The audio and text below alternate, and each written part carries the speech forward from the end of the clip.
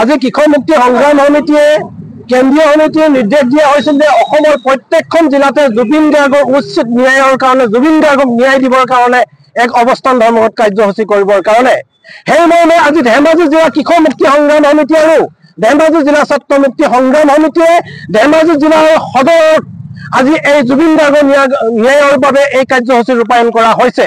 আমি ক'ব বিচাৰিছো যে জুবিন গাৰ্গক যেনেধৰণে হত্যা কৰিছিল ইয়াক লৈ কিন্তু হিমন্ত বিশ্ব শৰ্মাই শেহতীয়াকৈ কুটিল ৰাজনীতি কৰা আমি দেখিবলৈ পাইছো। সেইকাৰণে হিমন্ত বিশ্ব শৰ্মাক আমি ইয়াৰ পৰা কৈ দিব বিচাৰিছো, তুমি ৰাজনীতি কৰিছা, ৰাজনীতি কৰি থকা অসমৰ হিয়ামতো অসমৰ প্ৰাণৰ শিল্পী জুবিন গাৰ্গৰ হত্যাক লৈ কিন্তু তুমি কুটিল ৰাজনীতি নকৰিবা, তোমাক কিন্তু ইয়াৰ পৰা আমি শেষ সকিয়নি দিছো।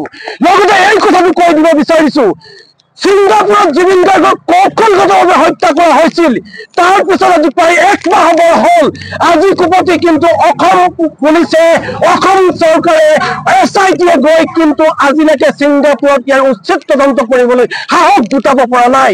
ইয়াৰ মূল কাৰণটো হৈছে হিমন্ত বিশ্ব শৰ্মা।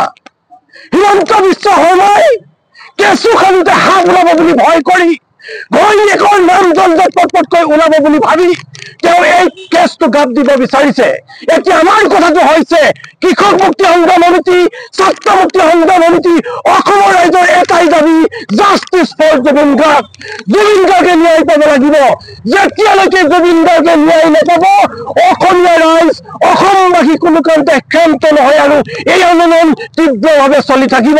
লগতে এই কথাটো ক'ব বিচাৰিছো, শ্যাম কানু মহন্ত, হীৰাক্ষ শৰ্মাকে ধৰি যিকেইজন অভিযুক্ত জুবিন গাৰ্গৰ হত্যাকাণ্ডৰ লগত জড়িত আছে তেওঁলোকক ফাষ্ট ট্ৰেক আদালতৰ জৰিয়তে তেওঁলোকক ফাঁচি দিব লাগিব, তেওঁলোকক মৃত্যুদণ্ড দিব লাগিব। এতিয়ালৈকে কিন্তু হিমন্ত বিশ্ব শৰ্মাই কেৱল চালে বেকুবা আমি বক্তব্য দি থকা দেখিবলৈ পাইছো। তেওঁ ক'বলৈ সাহস গোটাব পৰা নাই এতিয়ালৈকে এই মুহূৰ্তলৈকে যে তেওঁ অসমৰ মুখ্যমন্ত্ৰী হয় যে জুবিন গাৰ্গক হত্যাৰ লগত জড়িত প্ৰত্যেকজন অভিযুক্তক ফাঁচি দিব লাগে। এই কথাটো হিমন্ত বিশ্ব শৰ্মাই সৎ সাহসেৰে আজিলৈকে ক'বলৈ সাহস কৰা নাই। সেইকাৰণে কৈ দিব বিচাৰিছো, অসমীয়া জাতিৰ স্পন্দন, অসমীয়া জাতিৰ হিয়ামথু, অসমীয়া জাতিৰ প্ৰাণৰ শিল্পী জুবিন গাৰ্গৰ হত্যা এনেকে আমি যাবলৈ নিদিওঁ।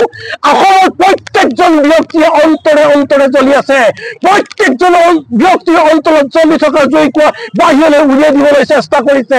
আমি ইয়াতকৈ ভয়ে ভয়ে আন্দোলন কৰিম যেতিয়ালৈকে এই অভিযুক্ত কেইজনক ফাঁচি দিব, যেতিয়ালৈকে মৃত্যুদণ্ড ঘোষণা নকৰিব, যেতিয়ালৈকে জুবিন গাৰ্গৰ উচিত তদন্ত নহ'ব, যেতিয়ালৈকে CID এই কেছ তুলি CBIক যেতিয়ালৈকে হস্তান্তৰ নকৰিব তেতিয়ালৈকে কৃষক মুক্তি সংগ্ৰাম সমিতিয়ে ক্ষান্ত নহওক।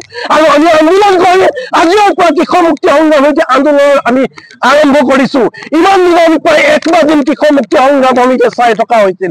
খুব সূক্ষ্ম দৃষ্টিৰে আমি এই গোটেই জুবিন গাৰ্গৰ হত্যাৰ কাহিনীটো চাই থকা হৈছিল। আৰু আমি ক্ষান্ত নহওঁ। ইয়াৰ পিছত ইয়াতকৈ ভয়ংকৰ আন্দোলন হ'ব। কেৱল অৱস্থান ধৰ্মঘট কৰি আমি সামৰি নিদিওঁ। ইয়াৰ পিছত অসমৰ ৰাইজক লৈ অসমৰ ৰাইজৰ লগত অসমৰ বিভিন্ন জাতীয় দল সংগঠনৰ লগত ঐক্যবদ্ধ হৈ আন্দোলনতকৈ ভয়ানক আন্দোলন গঢ়ি তুলিম যেতিয়ালৈকে এই অভিযুক্তসকলক মৃত্যুদণ্ড অথবা ফাঁচি ঘোষণা নকৰিব। আৰু হিমন্ত বিশ্ব শৰ্মাক কৈ দিছো, চালে বেৰে কোবোৱা তুমি মুখ চুবতি মাৰি থকা বন্ধ কৰক। তুমি ৰাজনীতি কৰিছা, তুমি ৰাজনীতিৰ গণ্ডিৰ ভিতৰত থাকি ৰাজনীতি কৰা। অসমীয়া জাতিক অপমান কৰাৰ অধিকাৰ তোমাৰ নাই। অসমীয়া জাতিৰ প্ৰাণৰ শিল্পী জুবিন গাৰ্গক অপমান কৰাৰ তোমাৰ অধিকাৰ নাই। অসমীয়া জাতিৰ হিয়াৰ আমঠু জুবিন গাৰ্গৰ পৰিয়ালক অপমান কৰাৰ তোমাৰ অধিকাৰ নাই। অসমবাসী ৰাইজক অপমান কৰাৰ তোমাৰ অধিকাৰ নাই। এই কথাটো কৈ দিছো, justice for Zubeen Garg, justice for Zubeen Garg, justice for Zubeen Garg.